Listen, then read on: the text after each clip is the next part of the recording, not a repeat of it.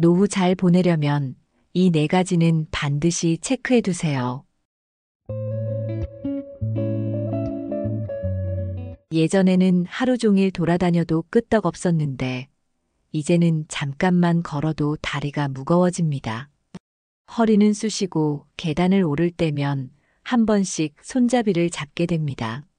젊었을 땐 이런 날이 올 거라곤 상상도 못했습니다. 하지만 거울을 보면 세월이 참 많이도 흘렀다는 게 실감이 납니다. 주변 친구들 이야기를 들어보면 하나둘씩 요양원에 들어가고 있습니다. 나도 언젠가 저렇게 될까? 하는 생각이 들지만 솔직히 요양원 생활이 썩 내키지 않습니다. 익숙한 집을 떠나 낯선 곳에서 정해진 시간에 밥을 먹고 모르는 사람들과 지내는 게 과연 행복할까요?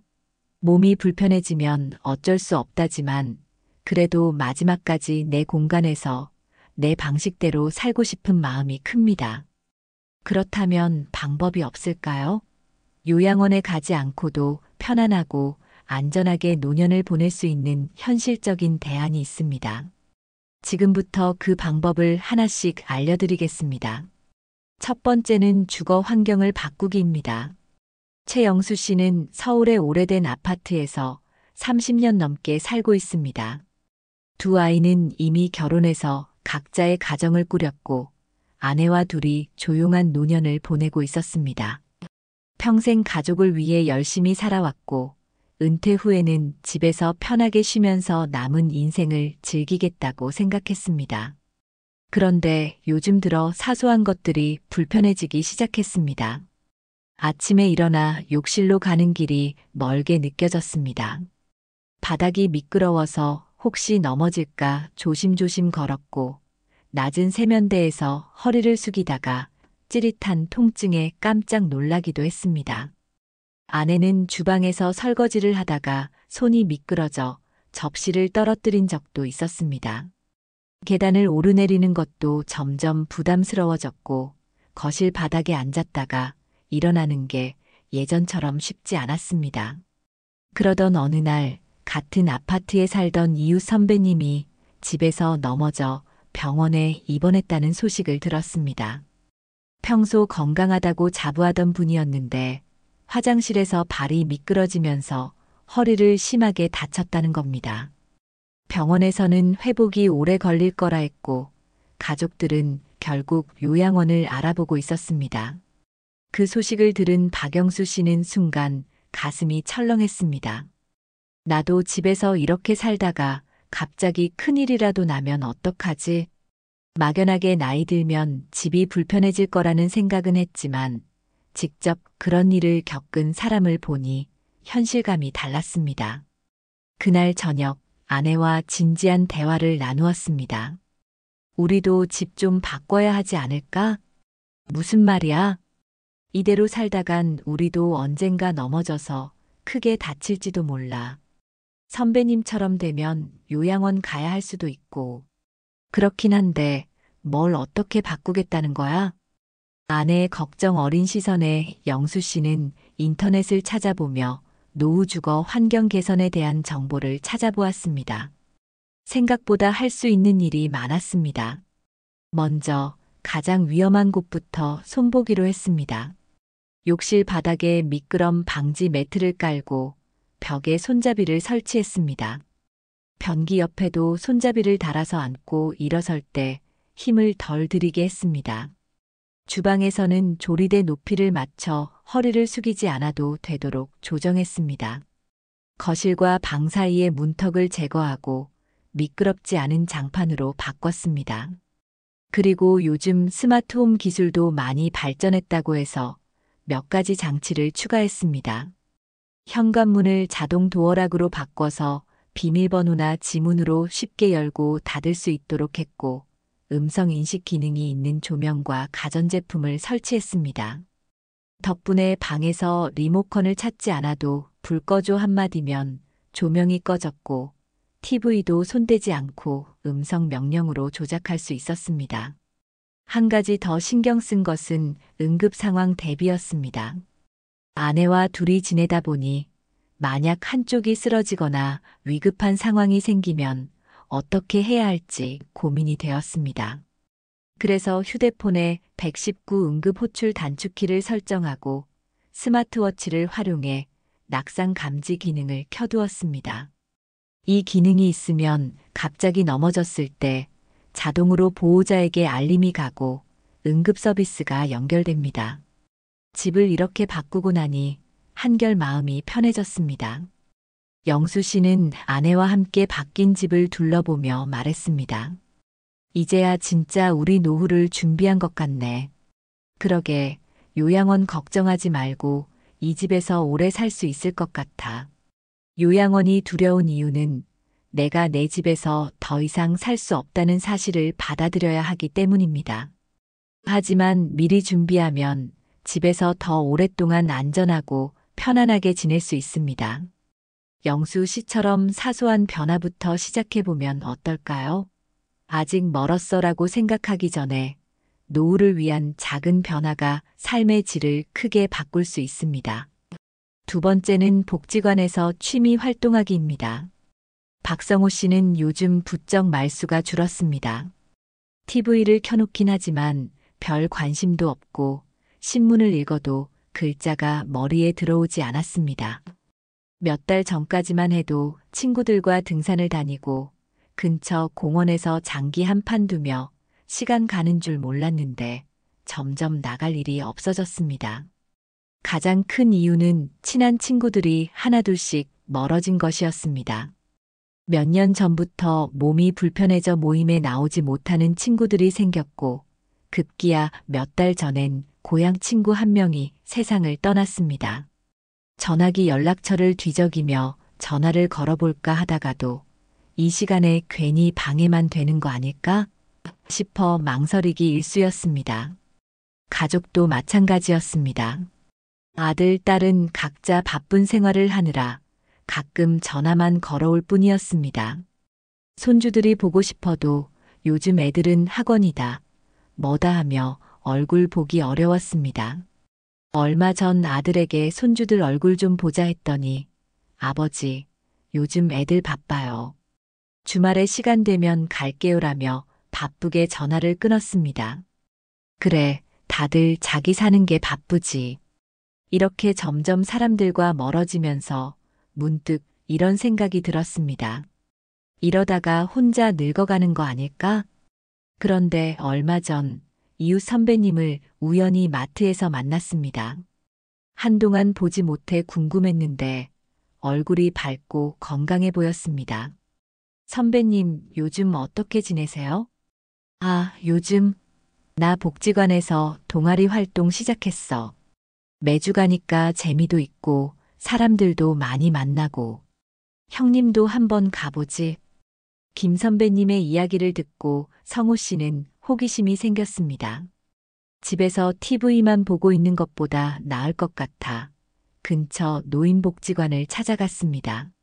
그곳엔 이미 많은 어르신들이 그림을 그리고 노래를 배우고 장기를 두며 활기차게 생활하고 있었습니다.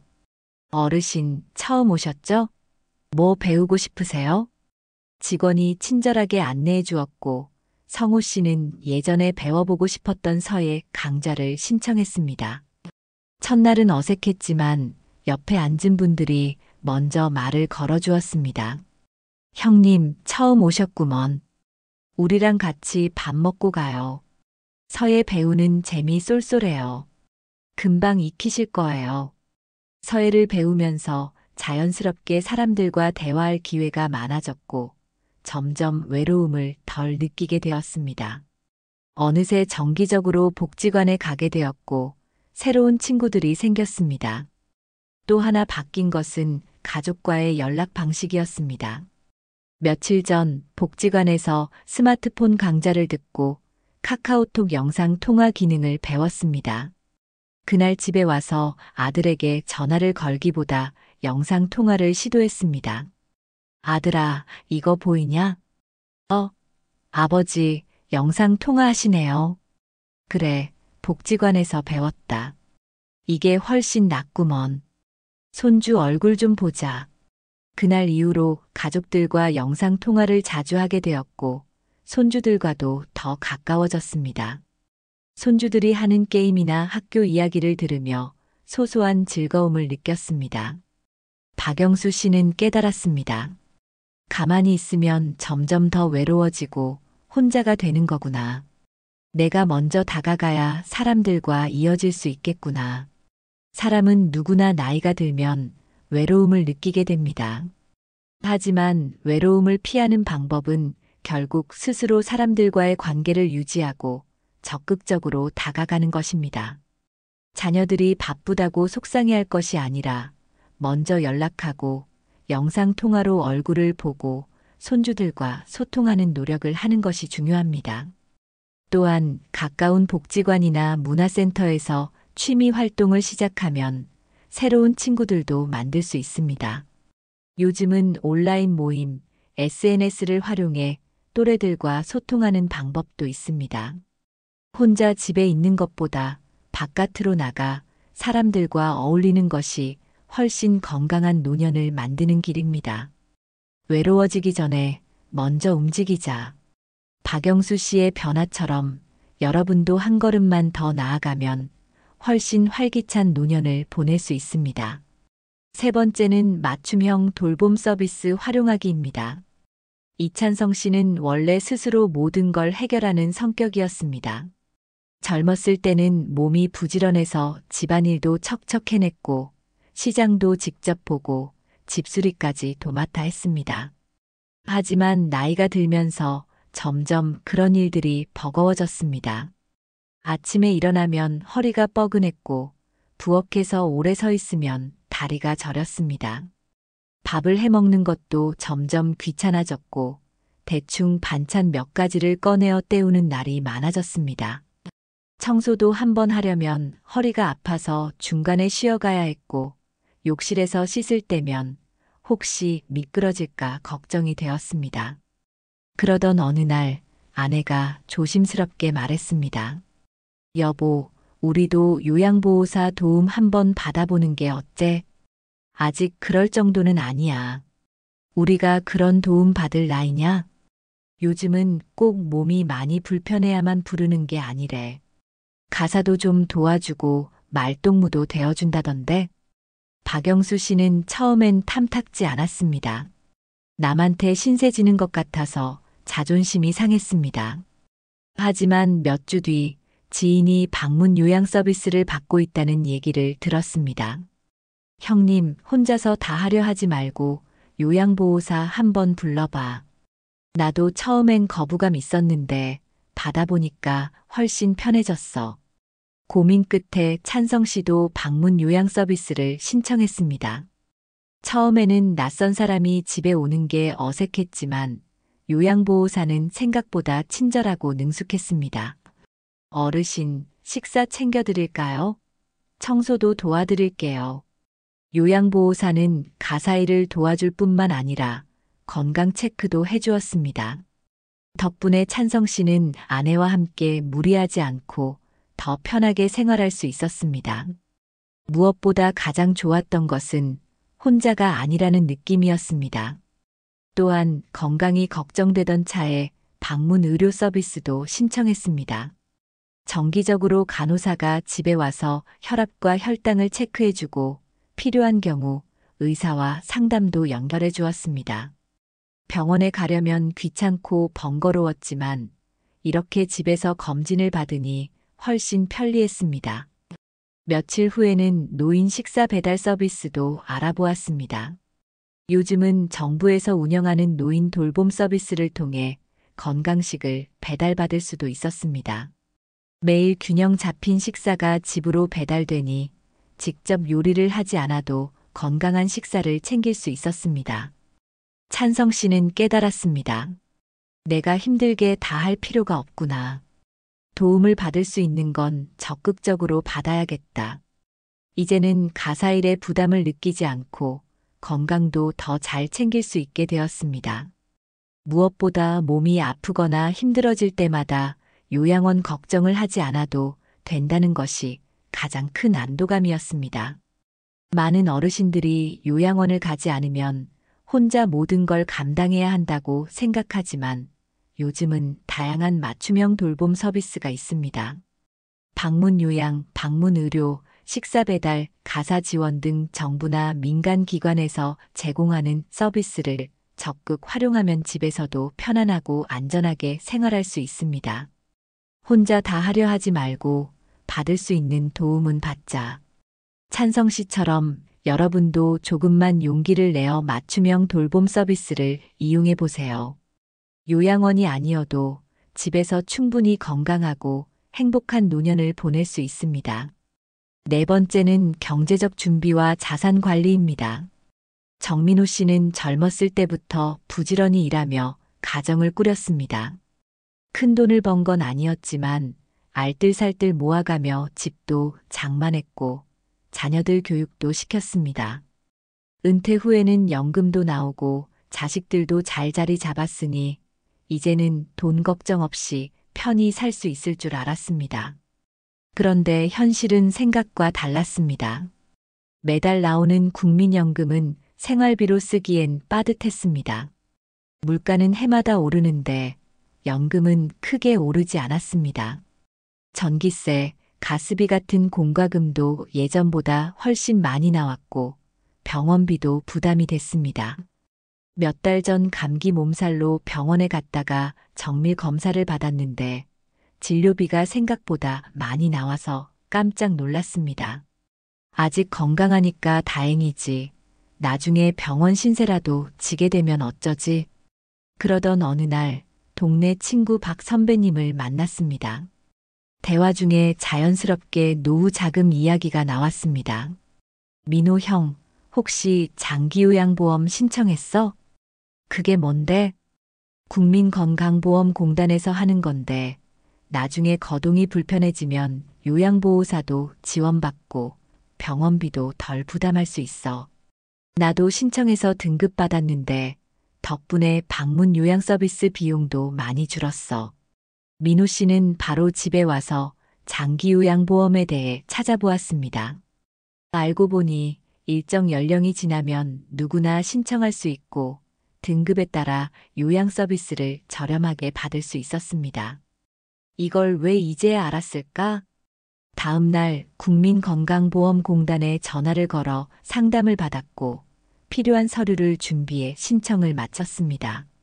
아직은 건강하지만 미리 대비해 두면 나중에 갑자기 돈 걱정을 하지 않아도 될 것 같았습니다. 그 후 자산을 좀 더 체계적으로 정리하기로 마음먹었습니다. 먼저 은행에 가서 본인의 예금과 적금 상태를 확인했습니다. 여기저기 나뉘어 있던 돈을 한눈에 보기 쉽게 정리하고 이자가 높은 상품으로 일부 변경했습니다.